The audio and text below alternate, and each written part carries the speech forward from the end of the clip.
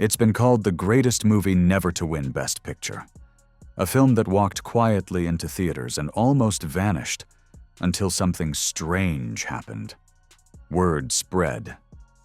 And then it exploded. Not because of Hollywood hype, but because people couldn't stop watching it. Every time it aired, something pulled them back in. Even now, nearly 30 years later, fans still say, "There's just something about Shawshank." But most of us only know part of the story, because behind the unforgettable lines and the haunting score lies a hidden world, one the cast and crew slowly revealed over the years. A world that changes everything you thought you understood about Andy's escape, Red's redemption, and the meaning of Shawshank itself. You probably didn't know. The film was almost never made. Its most iconic scenes weren't in the original script, and the actors built emotional backstories so detailed they transformed every glance, silence, and gesture on screen. Most surprisingly, the film's deepest themes about redemption, identity, and freedom are quietly told in visual language, weather patterns, even musical shifts. This isn't just trivia. This is rediscovery. Whether you've seen The Shawshank Redemption once or 100 times, you're about to see it in a way you never have before. Because after hearing what the cast has revealed over the past 3 decades, you'll never watch Shawshank the same way again. The dollar deal that made movie history. Long before The Shawshank Redemption became a cultural phenomenon, it almost didn't get made at all. And it all started with $1. Back in the late 1980s, Frank Darabont was a hungry young screenwriter who saw something powerful in Stephen King's novella, Rita Hayworth and Shawshank Redemption. When he approached King for the rights, the answer shocked everyone. King sold them for just $1. It was part of his quiet Dollar Baby program, a way to support up-and-coming filmmakers he believed in. No contracts, just trust. That $1 deal gave Darabont something far more valuable than a budget: creative freedom. "We weren't making a studio film," Tim Robbins later said. "There were no executives hovering. Frank had control, and it showed." Morgan Freeman added, "The movie that would one day be ranked #1 on IMDb started as an afterthought." Even Columbia Pictures didn't know what to do with it. It opened quietly in 1994, earning just $16 million, far less than its $25 million budget. By traditional standards, it failed. But Shawshank was just getting started. Like Andy Dufresne, it took the long way to freedom. Over the next few years, something rare happened. People began discovering it on their own, on VHS, on cable, and they didn't just watch it once. They watched it every time it came on. Fathers shared it with sons. Friends passed it around. It didn't spread through hype. It spread through love. Tim Robbins once said, "A film about patience needed time to be understood." That feels right. Because just like Andy, Shawshank crawled through darkness before it found the light. A real prison, real pain. Most film sets are smoke and mirrors, painted walls, fake bars, sound stages. But Shawshank wasn't filmed on a set. It was filmed in a real prison. The Ohio State Reformatory in Mansfield, Ohio, a massive, crumbling fortress that had closed just a few years earlier due to inhumane conditions, became the soul of the movie. And it didn't just look real. It felt real. "Something happened to all of us when we walked through those gates," said Clancy Brown, who played Captain Hadley. "You could feel the misery in those walls." Tim Robbins often sat alone in the tiny cells between takes. "When that door shut," he said, "your brain did something. You felt the fear. It wasn't acting." But here's what most fans miss. Many of the extras, the prisoners seen walking the yard and eating in the mess hall, were former inmates of that very prison. Director Frank Darabont wanted authenticity. Their expressions weren't performances. They were memories. Even the prison walls told a story. The crew aged them differently for scenes across decades. Freeman later said, "You weren't playing a prisoner in a movie. You were living inside that hellhole." The setting didn't just support the story, it became a character, oppressive, cold, unrelenting. And the cast didn't pretend to be locked away. For those weeks of filming, they were. The characters' hidden lives. We all remember the characters. Andy, the quiet banker with steel behind his eyes. Red, the lifer with a voice like warm gravel. Brooks, the frail librarian whose goodbye still haunts us. But what most fans never realized is this. These characters had entire lives that never made it to the screen. Morgan Freeman didn't just play Red, he built him. "I imagined Red as a numbers guy back in the 30s, Freeman said. "He had power in the community. That's why he could still get things inside. He was always a fixer." It made sense. Red wasn't just a friendly inmate. He was someone who'd lost status, just like Andy. And that's why he recognized him instantly. That's why he cared. Tim Robbins took a different route.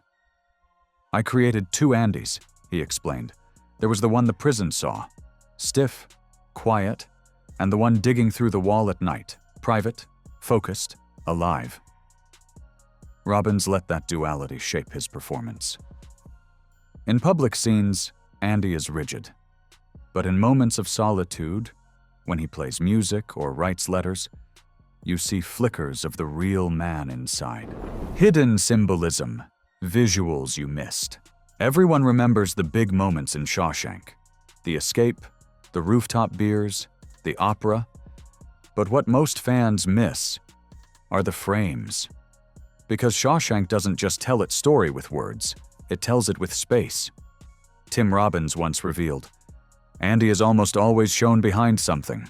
Bars, fences, railings, even when he's not in his cell." It's true. Look again. He's visually caged over and over, behind staircase rails, metal grates, pipes. It's subtle, but constant. Even when he's helping guards or walking the yard, Andy's shot through barriers. It's more than a stylistic choice. It's a message. Andy isn't just imprisoned by walls. He's imprisoned by innocence, by guilt, by the life he lost. Meanwhile, the other inmates often stand in open frames. They've accepted their fate. Andy hasn't. And the camera makes sure you feel that. Take the rooftop tarring scene. Most see it as a lighthearted moment, prisoners enjoying cold beers in the sun. But Morgan Freeman later explained, that's where Andy starts building his new identity, the guy who helps with money. Everyone thinks he's scoring them drinks, but Red sees something deeper. Andy is on the roof, literally above Shawshank. It's our first visual of him rising, foreshadowing. Even the line, "Get busy living or get busy dying," shaped the whole film. Clancy Brown said that quote was posted in the production office. Every scene had to reflect that core choice, life or death, hope or despair. Andy plays music. That's life. Brooks gives up. That's death. Red steps onto a bus. Life again. So if you ever thought Shawshank was just about what was said, look again. Because its deepest truths were hidden in plain sight. One frame at a time. Red's final decision wasn't in the script. It's the moment that stays with people long after the credits roll. Red, released after decades inside Shawshank, boards a bus. He narrates softly, "I hope I can make it across the border. I hope to see my friend. I hope." Then we see him walking along the beach, Andy sanding his boat in the distance. No words, just a look, a smile, redemption. But here's what most fans don't know. That scene, the reunion, almost never happened. Morgan Freeman revealed in an interview, "Originally, the movie ended with me on the bus. That's it. No beach, no closure." The studio felt showing the reunion was too sentimental. They wanted ambiguity. But director Frank Darabont disagreed. To him, this wasn't just Andy's story. It was Red's too. And Red's story wasn't complete without that final choice: to hope again. So Darabont wrote and added the bus monologue late in production. He fought hard to keep the beach reunion. Tim Robbins revealed an unexpected twist.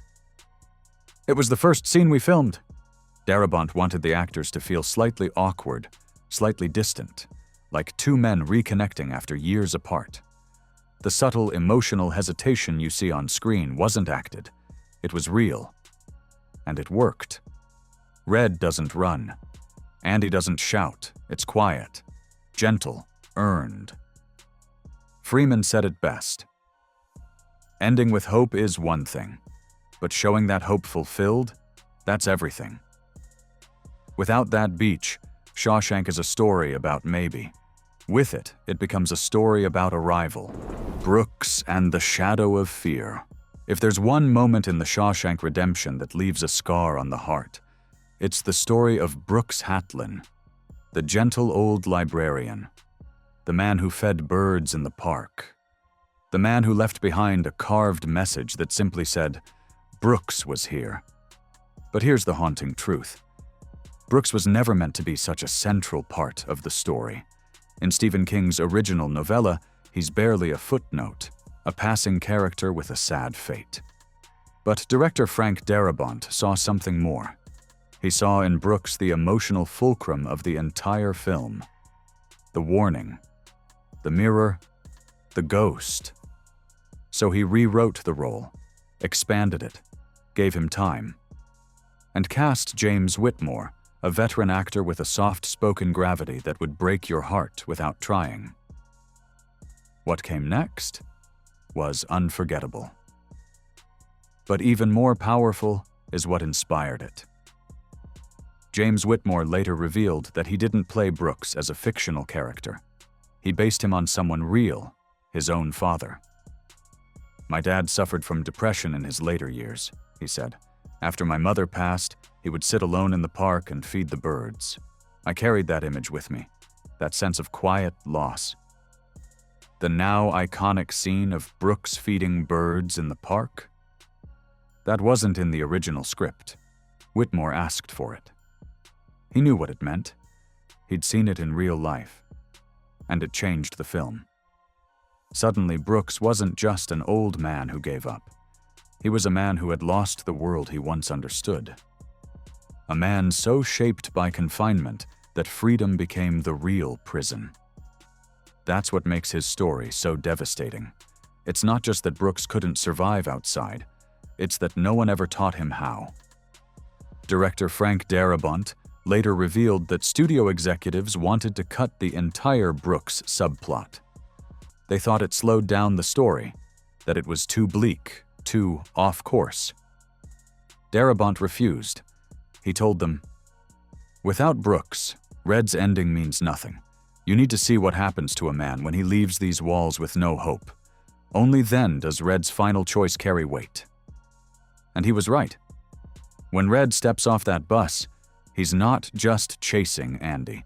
He's rejecting Brooks's fate. He's saying, "I won't hang from the same beam. I'll find something better." That's why the scene of Red carving his own message, "So was Red," hits so deeply. It's not just a goodbye. It's a defiance, a decision, a second chance. So the next time you see Brooks feed those birds, don't just feel sad. Understand what he represents. Because without Brooks, there is no redemption. The Warden, more than a villain. Warden Samuel Norton was never just a cruel prison official. He was something far more unsettling, a man who wore righteousness like a mask, quoting scripture while committing sins in silence. But what many viewers never realized is that this character wasn't just a Hollywood creation. He was real. Bob Gunton, the actor who brought the Warden to life, later revealed that his performance was based on a very real figure from the 1950s, a prison warden from the American Midwest who was caught using inmates as free labor to renovate his home. On paper, the man appeared deeply religious. In practice, he was a tyrant. Frank Darabont gave Gunton newspaper clippings of this real-life warden before filming began. "He was the model," Gunton said. "A man who quoted the Bible but broke every moral code. A man obsessed with appearance but rotting underneath." And once you know that, the layers in Gunton's performance become clearer. His obsession with cleanliness, his use of scripture to justify brutality, his pearl-clutching disgust at moral failure, except his own. Norton wasn't just a bad guy. He was a monument to hypocrisy. That's why his suicide scene hits so hard. Not just because he's caught, but because for the first time, the mask cracks. The man who held himself above the prisoners, above judgment, above mercy, suddenly sees the walls closing in. And he can't face it. Gunton once said, "The warden's death isn't about fear of prison. It's fear of losing control, of being seen as he really is." That's why he stages his suicide so meticulously. Lays out the Bible, opens it to the right verse, cleans his desk, loads the revolver. It's all theater, the final act of a man who can't bear to be stripped of his costume. And it ties back to one of the film's deepest themes. Redemption isn't about being seen as good. It's about choosing to be good, even when no one's watching. The warden never understood that, and in the end, it destroyed him. So next time you hear Norton preach about salvation, remember, he's not a villain for the things he did alone. He's a villain because he pretended to be something he wasn't. And in Shawshank, that kind of lie always comes due. The posters, more than pin-ups. To most viewers, the posters in Andy Dufresne's cell are just clever distractions. First, Rita Hayworth, then Marilyn Monroe, finally Raquel Welch, icons of old Hollywood beauty, wallpaper for a lonely man in a concrete box. But for Tim Robbins and director Frank Darabont, they were something more, something symbolic, something spiritual. The posters tell Andy's story, Robbins explained in a behind-the-scenes interview. They're not just there to hide the tunnel, they mark his journey, from guilt to survival to freedom. It starts with Rita Hayworth. She's the icon of the 1940s, elegant, untouchable, mysterious. When Andy first enters Shawshank, he's like Rita, distant, emotionally frozen, wrapped in layers of armor. A man accused, a man isolated, a man performing normalcy but barely holding it together. Then comes Marilyn Monroe. Still glamorous, but more provocative, more vulnerable. Her era, the 1950s and early 60s, reflect a time of deep inner turmoil beneath polished surfaces. Andy is changing too. He's helping the guards with finances, earning trust, risking things, building his double life in the shadows. And then comes Raquel Welch, not just a movie star, but a primal image, dressed in furs, nearly nude, raw and wild in 1 million years BC. She represents something ancient and fearless. By this point, Andy has reached the final phase. He's shedding the last pieces of his old identity, becoming someone new, someone who is no longer imprisoned by shame or fear. Frank Darabont confirmed it himself. Rita is fully clothed. Marilyn is revealing. Raquel is almost naked. Andy's stripping away layers of his old life. The posters show his rebirth. That's why the final moment, when the warden throws a rock through the Raquel Welch poster and it disappears into darkness, feels so monumental. It's not just a tunnel, it's a metaphor. The tunnel is Andy's path through trauma, through false imprisonment, through the filth of a corrupt system. Raquel isn't just covering the hole, she's guarding the gate. And when that poster flaps open, it's like the cocoon tearing just before the butterfly emerges. Robbins said it best. That crawl through the tunnel isn't just an escape, it's a baptism. He's shedding everything. By the time Andy comes out of that pipe, he's reborn. So no, those weren't just pin-ups.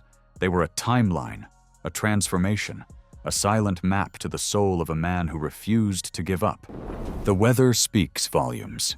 You probably never noticed it the first time, or the second, or even the third.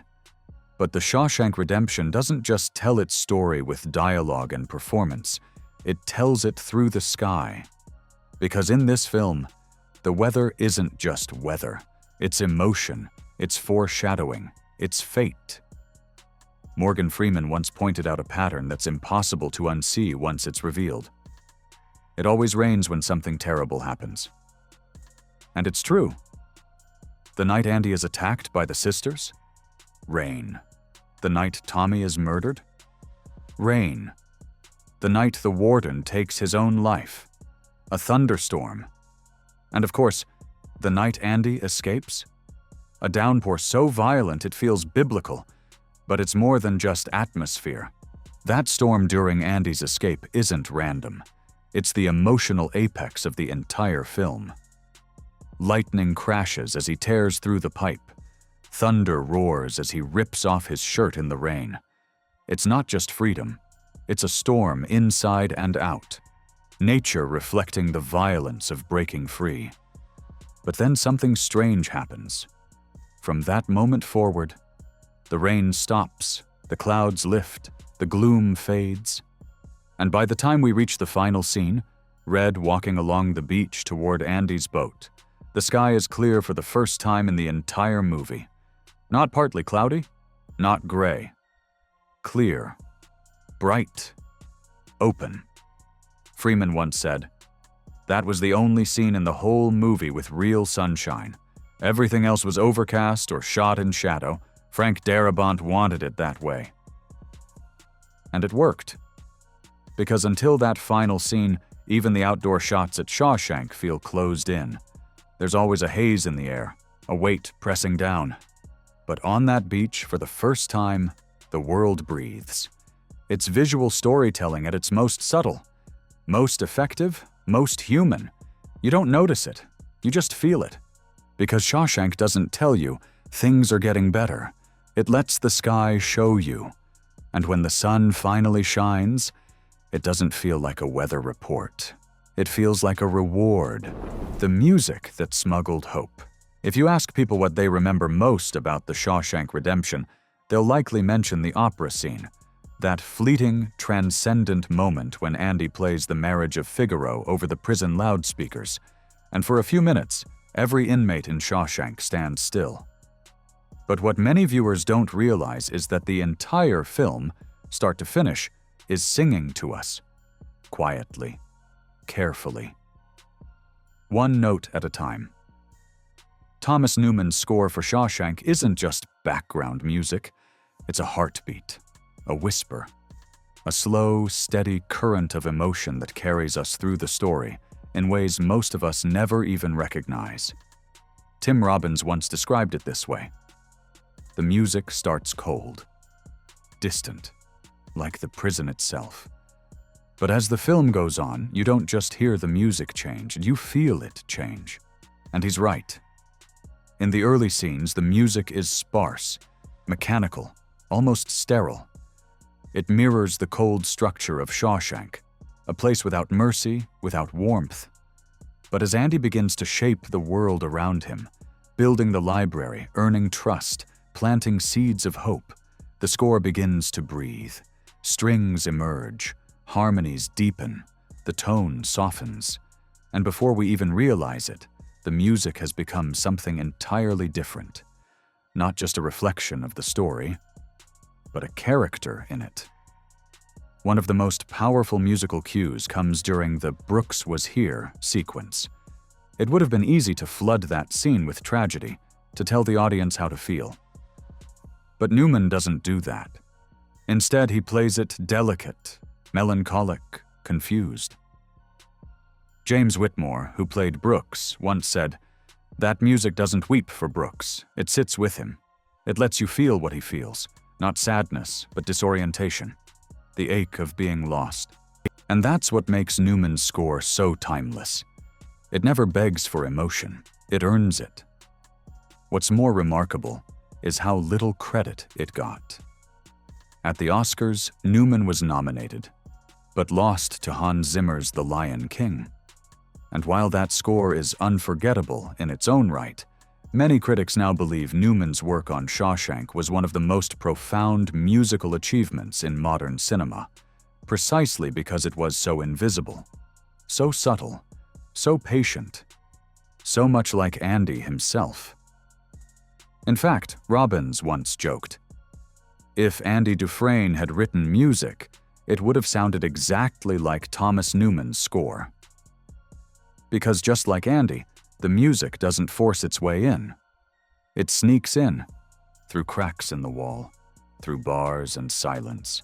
It smuggles in hope, one quiet melody at a time, through cracks in the wall, through bars and silence. Think about it. That final scene, Red walking along a sunlit beach, Andy sanding his boat in the distance, two broken men reuniting without a word. It's one of the most beloved endings in all of cinema. But it was almost never filmed. No joke, no exaggeration. The scene that wraps The Shawshank Redemption in quiet perfection was nearly left on the cutting room floor, thanks to studio executives who thought it wasn't necessary. Director Frank Darabont later revealed, "The studio wanted to end the film with Red on the bus. They thought it was more artistic, more ambiguous, that just seeing him headed to Mexico was enough." But Darabont disagreed, and he fought hard. To him, this wasn't just a reunion for closure. It was the film's spiritual payoff. The entire movie was about endurance, patience, and holding on to hope. And after everything Andy and Red had been through, after 2 hours of emotional scars, subtle symbolism, and whispered prayers, leaving the audience without that reunion would have felt like a betrayal. The movie isn't about hope as a concept, Darabont insisted. It's about hope fulfilled. Tim Robbins added something even more surprising. That beach scene? It was the very first thing we filmed. Why? Because Darabont wanted to capture a specific emotional tone. The slight awkwardness of two men reconnecting after years of separation. By filming the reunion before the actors had developed their full on-screen chemistry, he created a subtle tension that made the moment feel real, honest, unscripted, and it worked. There's something so fragile in the way Andy looks up from his boat, in the way Red walks toward him, hesitant, unsure, but filled with quiet joy. No music swells, no dialogue, just presence. And that silence says everything. It's not a loud, triumphant reunion, it's a sacred one. The very idea that this scene was seen as optional now seems absurd, but Darabont had to risk it all to include it. He had to stand against a studio that wanted a neat, metaphorical conclusion and instead deliver something far more powerful. Closure. Connection. A moment of peace after years of turmoil. Morgan Freeman once said, "Without that final scene, Shawshank is just about the idea of hope. With it, it becomes a film about what happens when you keep the faith long enough to see that hope come true." So the next time you see Red walking along that golden beach, know this. It almost didn't exist. But because someone believed in it, just like Andy believed in freedom, it made it all the way to the screen. And in doing so, it gave us one of the most emotionally perfect endings in movie history, Shawshank's resurrection on TV. Today, The Shawshank Redemption is a cultural monument, taught in film schools, quoted endlessly, ranked above The Godfather and Citizen Kane on IMDb's top movies list. But back in 1994, it was a flop. The film opened modestly against cinematic giants like Pulp Fiction and Forrest Gump, pulling in just $16 million at the box office. Critics liked it, but nobody rushed to the theaters. There were no long lines, no Oscars buzz, no signs of the phenomenon it would become. By every Hollywood metric, Shawshank had failed. And yet, just like Andy Dufresne, it wasn't finished. Shawshank didn't win over audiences, Morgan Freeman later said, until people started watching it at home. And then they couldn't stop. It started quietly. VHS rentals, then late-night TV runs. TNT began airing it regularly. No flashy marketing campaigns. No celebrity red carpets. Just a movie quietly doing what it was built to do. Connect. People didn't watch it once. They watched it every time it aired, over and over again. It became comfort food for the soul. And it didn't matter when you tuned in.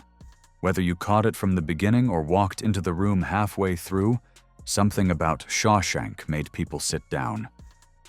Stay. Watch to the end. Tim Robbins described it like this: Shawshank is the only film I've ever done where people tell me, if I see it on TV, I have to finish it. Every single time. The film's journey became its own kind of redemption. Rejected by theaters, ignored by awards. Then slowly, patiently, it found its audience, one person at a time. It mirrored Andy's escape perfectly. Not flashy, not loud, just one quiet step, after another, until freedom. By the early 2000s, Shawshank was no longer just a movie. It was a ritual, a kind of emotional therapy. A shared experience passed down like a family heirloom. Parents showed it to their kids. Veterans watched it in hospital beds. Lifelong prisoners said it gave them hope. It had tunneled its way, quietly and powerfully, into the American consciousness. And by 2019, The Shawshank Redemption had been ranked the #1 film on IMDb for over a decade, beating out legends that had dominated for generations. Not because it exploded onto the scene, but because it did what great stories do. It stayed. It waited.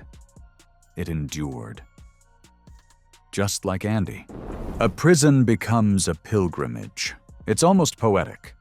The Ohio State Reformatory, once a real prison with a brutal reputation, a place that housed broken men and shattered hope, is now something else entirely. A shrine, a museum, a living monument to one of the most beloved stories ever told. After The Shawshank Redemption was filmed there in the early 90s, the abandoned prison was scheduled for demolition. The walls were cracked, the cells were rusted, the stories inside were too painful to preserve. But then something remarkable happened. People started coming, not to protest, not to mourn, to see.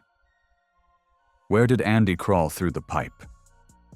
Which cell was Red's? Can we walk the yard where they filmed the chess scene? And just like that, the prison was saved by love. Tim Robbins once said, "It's incredible to think that a building once known for cruelty is now remembered for hope. That's the power of this film." Today, the Ohio State Reformatory draws over 100,000 visitors every year. Fans walk the halls, peer into Andy's cell, follow the Shawshank Trail, a driving route that winds through all the filming locations in and around Mansfield, Ohio, the cemetery, the pawn shop, the oak tree where Red finds the buried letter. For many, it's more than tourism.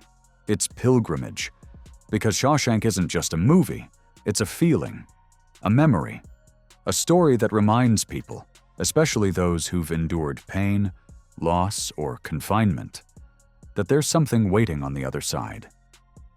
And the impact has been real. The local economy, once devastated by industrial decline, has been revitalized. New businesses have sprung up. Hotels fill up during Shawshank-themed events. The community, like the prison, has found new life through the film. A place once designed to strip away humanity now celebrates the strength of the human spirit. That kind of transformation doesn't happen often. But when it does, it leaves a mark. Not just on a town, not just on a building, but on the people who walk through it, searching for the echoes of a story that continues to change lives. Just like Andy carved his name into those stone walls, Shawshank has carved its legacy into a place once destined to be forgotten. And in doing so, it turned a prison into proof that redemption is always possible. Why this film still moves us. 3 decades have passed. Millions of movies have come and gone. Franchises have risen and fallen. Technologies have changed. But somehow, The Shawshank Redemption still holds us. Why? Why does a quiet, slow-paced prison film with no superheroes, no explosions, no flashy plot twists remain so deeply loved by people all over the world? Morgan Freeman once gave a simple answer. Because we all feel imprisoned by something. And this story reminds us, we can get out. It's not just about Shawshank Prison, it's about the prisons we carry inside, the mistakes we regret, the lives we didn't live, the time we've lost, the pain we've buried, and most of all, the fear that we'll never get another chance. But Shawshank says, yes, you will, if you're patient, if you're brave, if you keep going. If Tim Robbins put it even more beautifully. The film doesn't tell you that hope is important. It shows you, and it shows how hard it is. It never lies about that. That's why Red's line, hope is a dangerous thing. Hope can drive a man insane. Hits so hard because it's not wrong. Hope can be terrifying, especially when you've been let down, when the world has hurt you, when it's easier to expect nothing than to dream of something. But Shawshank doesn't give us cheap hope. It gives us earned hope. Hope that crawls through a tunnel of pain. Hope that waits 20 years to bloom. Hope that chooses to believe, even when there's no reason left. Director Frank Darabont once said, Shawshank is about what can't be taken from us, our humanity, our friendships, our inner freedom. Even in a cell, you can still find meaning. You can still choose who you are. And maybe that's the real secret. The thing that keeps people coming back. Shawshank doesn't just entertain. It heals. It reminds us that no matter how dark the walls, how long the sentence, how broken the man, there's always a light. There's always a way through. And on the other side, maybe, just maybe, there's a beach, a boat, a friend waiting with open arms. For a generation that has endured so much, change, loss, regret, and resilience, The Shawshank Redemption feels like a message in a bottle. And that message is simple. Remember, Red, hope is a good thing, maybe the best of things. And no good thing ever dies. One last look through the tunnel. So now you know. The cast didn't just act. They built lives. The prison wasn't just a set. It was haunted history. And the story? It was never just about escape. It was about rebirth. The Shawshank Redemption is a film people return to, not because they forget it, but because every time, they remember something new. A gesture, a line, a shadow on a wall, a feeling they missed the first time around. Because this movie doesn't age, it deepens. And now, armed with everything you've just discovered, the backstories, the visual cues, the buried symbolism, the real lives behind each character, go back and watch it again.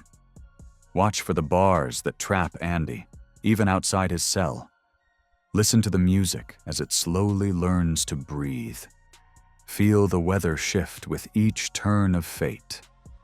And when you get to the beach, watch how the sun finally shines. Then ask yourself, what prison have I built around me? And how long would I be willing to tunnel through just for a glimpse of freedom? That's the power of Shawshank. It's not just a film, it's a reminder that patience matters, that people can change, that hope, the kind that keeps you going through the worst of it, is worth everything. So if this video brought new light to a film you thought you already knew, we invite you to share it. Like, comment, and subscribe, not just for more deep dives into cinema's forgotten treasures, but to help keep these stories alive for the next viewer who's just one recommendation away from their own rediscovery. Tell us below. What's the one moment in the Shawshank Redemption that hit you the hardest? Was it Brooks feeding the birds, Red stepping off the bus, or Andy standing in the rain, arms raised, finally free? Drop your thoughts in the comments. We read every single one. And until next time, remember, get busy living or get busy dying. That's goddamn right.